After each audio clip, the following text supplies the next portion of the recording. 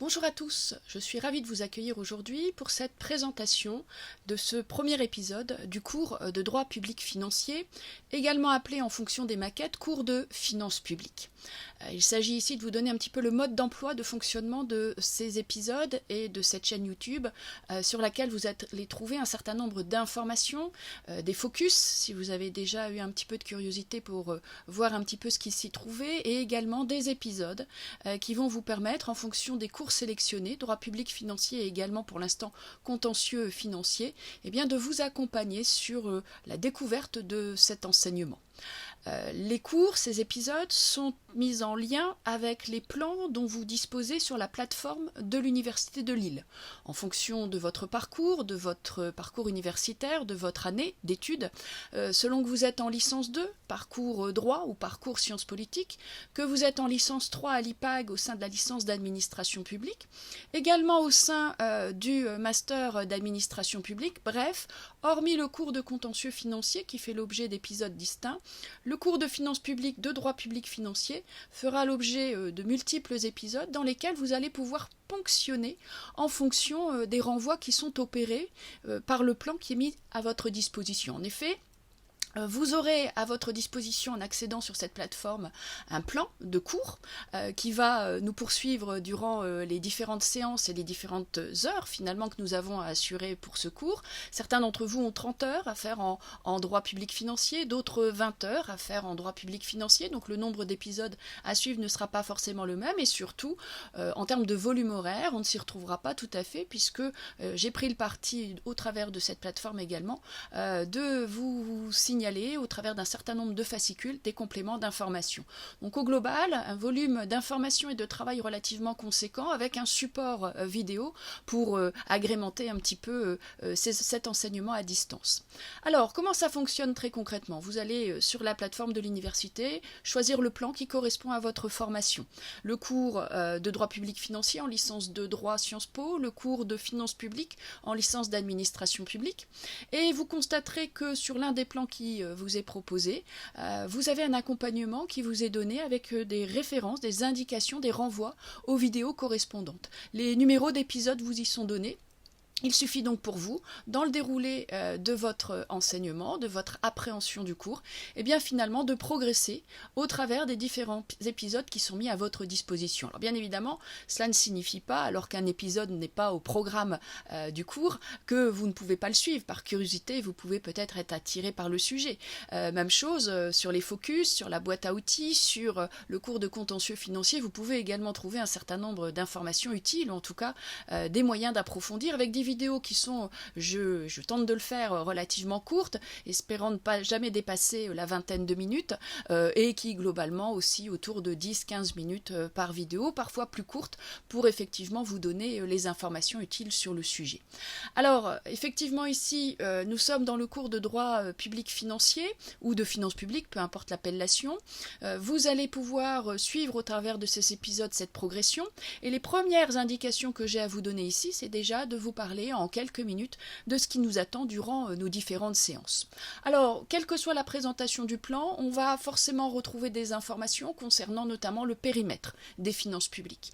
Il va falloir se poser la question de ce que sont les finances publiques, de ce que recouvre le droit public financier, et on verra qu'il y a trois domaines, trois sphères financières publiques en particulier.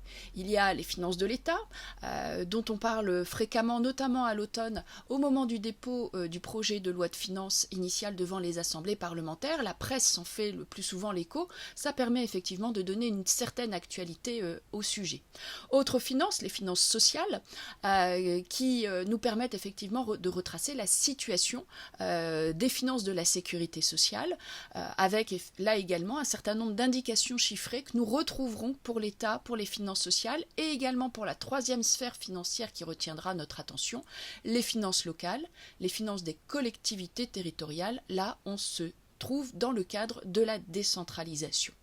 Pour ces trois sphères financières, que nous étudierons au travers de leurs caractéristiques principales, j'ai envie de vous dire pour l'instant, vous trouverez également sur la plateforme de l'université un fascicule chiffré. Il s'agit bien évidemment d'avoir en visuel quelques grands chiffres qui nous permettent de positionner en pourcentage du PIB, en milliards d'euros, la situation budgétaire de la France, en distinguant l'État, en distinguant la sécurité sociale et les finances locales, et en faisant écho à des choses que vous voyez passer dans la presse. J'ai envie de vous dire que de toutes les matières juridiques que vous suivez à l'université, les finances publiques, le droit public financier est probablement celui qui a un écho médiatique le plus important. Il ne se passe pas une journée sans qu'on ne parle d'une manière ou d'une autre de finances publiques dans la presse, écrite, orale, peu importe. Et il est donc assez facile finalement de donner une dimension actualisée à ce cours. Le document chiffré que vous avez à votre disposition et sur lequel nous travaillerons au travers des différents épisodes proposés va nous permettre effectivement de découvrir les essentiels de ces chiffres. Certains de ces chiffres sont déjà connus de vous si vous suivez l'actualité, puisque on va parler notamment des obligations européennes qui s'imposent aux États membres de l'Union et notamment aux États membres de la zone euro, avec l'obligation notamment de maîtriser le déficit public de la France à hauteur de 3% de son PIB, l'obligation également de maîtriser son endettement public à hauteur de 60% de son PIB. On se posera également des questions chiffrées sur finalement le volume que représente le budget de l'État en milliards d'euros, à quelques milliards d'euros près, et on se posera également des questions sur les ressources public et la manière avec laquelle ces ressources sont utilisées en identifiant les principales caractéristiques de la dépense publique, notamment pour l'État et pour les collectivités territoriales. Voilà pour cette première approche. Alors, approche chiffrée, je vous rassure tout de suite.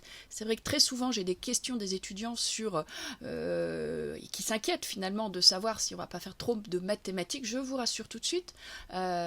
Pour vous décomplexer, j'ai toujours été très nulle en mathématiques. C'est ce qui d'ailleurs m'a conduit à faire des études de droit. Donc non, on ne fera pas de mathématiques du tout, je vous rassure.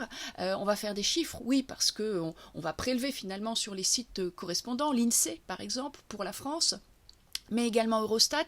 Pour les chiffres européens, on va ponctionner les informations chiffrées qui nous intéressent et ce sera vraiment une photographie chiffrée qui va retenir notre attention. Donc voilà pour cette première approche, pour parler de ces périmètres des finances publiques.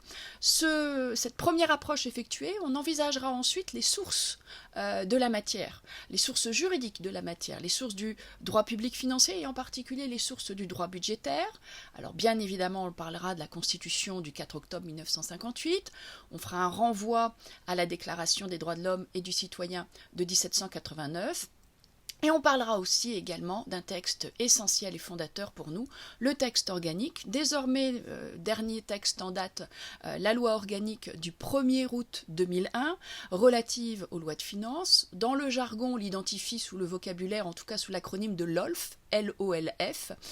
Cette LOLF, il va falloir en disposer, c'est la première demande que je formule ici, soit effectivement à disposition sur votre ordinateur, soit si nous sommes en cours, vous avez votre ordinateur, vous avez accès à Internet, aucun souci, ou alors vous préférez une version papier, peu importe. En tout cas, vous irez sur Légifrance, le site Légifrance, vous allez rechercher ce texte, cette loi organique du 1er août 2001, et surtout vous allez la prendre dans sa dernière version en vigueur. Vous constatez, lorsque vous pouvez ouvrir un texte juridique, que vous avez plusieurs versions à votre disposition. Il faudra toujours ouvrir la version en vigueur. La LOLF a été modifiée depuis 2001. Il s'agit bien évidemment de se positionner sur le dernier texte en vigueur afin qu'aucune disposition ne nous échappe. Alors je vous rassure, le texte est assez long. On ne va bien évidemment pas étudier dans le détail ce texte organique.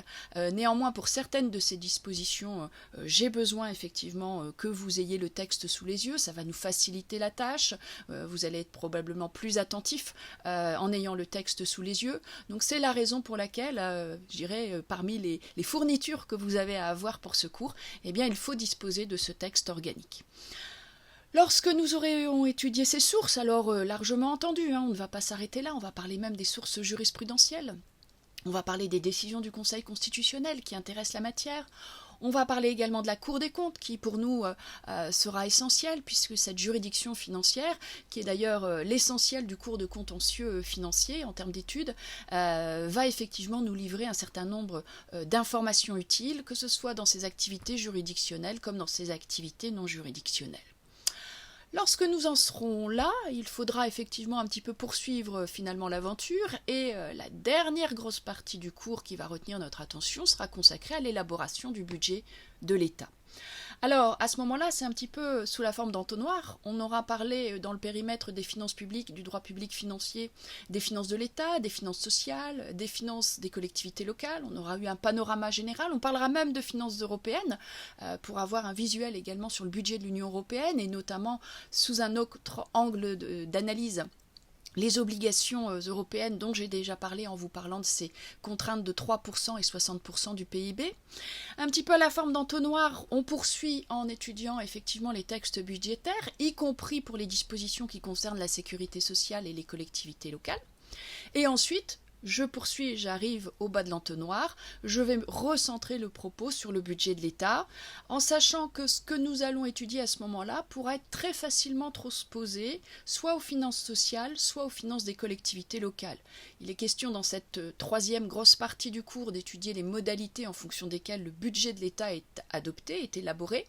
Et bien de la même manière, pour le budget de la sécurité sociale, au travers des lois de financement de la sécurité sociale, et également au travers des budgets locaux lorsqu'ils sont adoptés par les assemblées délibérantes respectives, eh bien, on a un certain nombre de règles juridiques, des règles relevant du droit budgétaire essentiellement, qui vont s'imposer et qui vont, vous allez le voir, avec bien évidemment quelques aménagements, quelques variantes, mais découler finalement de ce que nous aurons étudié au terme de cette thématique consacrée au budget de l'État.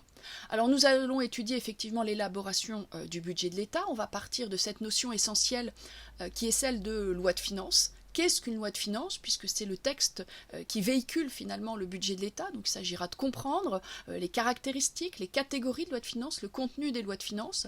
On évoquera également les principes budgétaires. Pour adopter un budget, pour élaborer le budget de l'État, il y a un certain nombre de règles à respecter. Ces principes budgétaires qui, pour l'essentiel, trouvent leur source dans des textes de la Restauration ou de la monarchie de Juillet, eh bien, vont effectivement trouver une actualité sur ces dernières années, notamment dans leur application sous la Ve République. On verra qu'avec la Ve République, certains de ces principes ont été totalement renouvelés dans leur fondement. Enfin, lorsqu'on aura terminé avec l'étude de ce cadrage juridique, on en arrivera aux modalités propres d'adoption, d'élaboration, d'adoption du budget de l'État. On parlera du rôle respectif des assemblées parlementaires et du gouvernement. On évoquera effectivement le passage, en tout cas la navette législative qui va s'opérer, avant qu'au final de cette procédure législative, eh bien, le texte puisse être adopté et s'appliquer à partir du 1er janvier de l'année correspondante.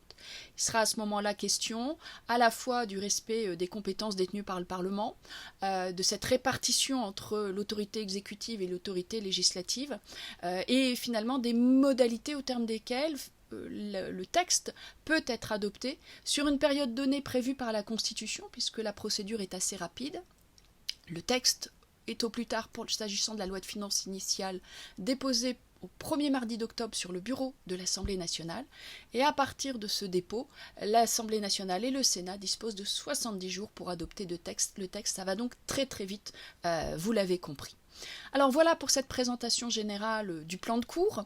Il s'agit effectivement ici de vous aiguiller du mieux possible pour l'actualisation également de ce cours. Alors je vous indique que dans les conseils que je souhaite vous donner, il serait judicieux de vous abonner à un certain nombre de flux d'informations que vous pouvez trouver sur les réseaux sociaux. Vous abonner au ministère chargé des comptes publics, à la newsletter éventuellement mise en ligne, vous abonner au site de l'Assemblée nationale, du Sénat, ce qui permet de suivre l'actualité d'adoption et d'examen au préalable des textes législatifs financiers. Vous abonnez également à la Cour des comptes, le site de la Cour des comptes, avec des flux financiers que vous allez trouver, donc soit leur site en tant que tel, soit également le flux d'informations qui passe par Twitter, voire le flux d'informations qui passe par Facebook. Donc je vous invite à vous abonner, ça vous permettra effectivement de garder une certaine actualité du cours, notamment dans la perspective, alors soit des examens, entre le moment où le cours est achevé et le moment où l'examen a lieu, il faut effectivement que vous assuriez vous-même cette actualisation du cours.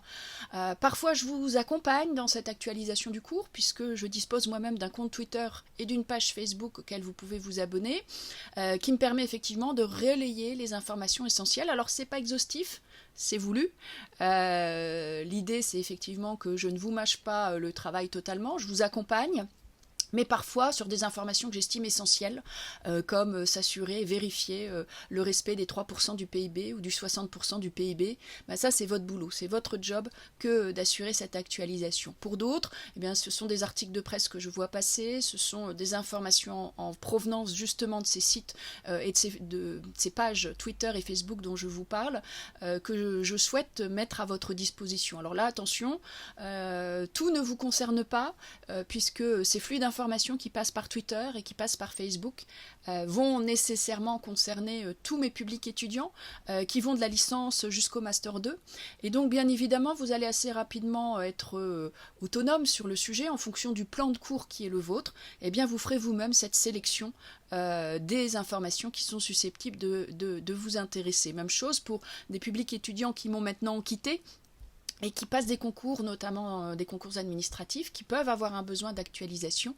Eh bien, les informations sont là également pour les accompagner avec plaisir d'ailleurs, parce que certains d'entre eux ont le plaisir de m'annoncer leur progression, soit l'accès à un poste, soit une progression en interne, me questionnent d'ailleurs parfois sur un certain nombre d'éléments d'actualité. J'y réponds toujours avec grand plaisir en fonction de mes disponibilités, bien évidemment.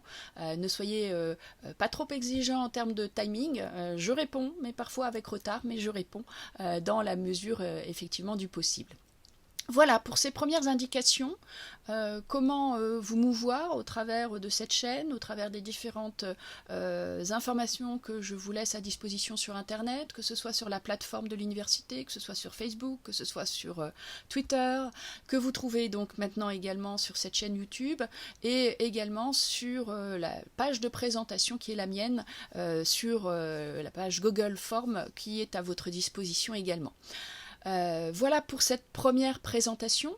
Je vous invite à me suivre sur l'épisode 2 de ce cours de droit public financier pour une présentation des conseils bibliographiques que je peux vous donner, vous accompagner au mieux au travers des manuels qui sont à votre disposition. À tout de suite.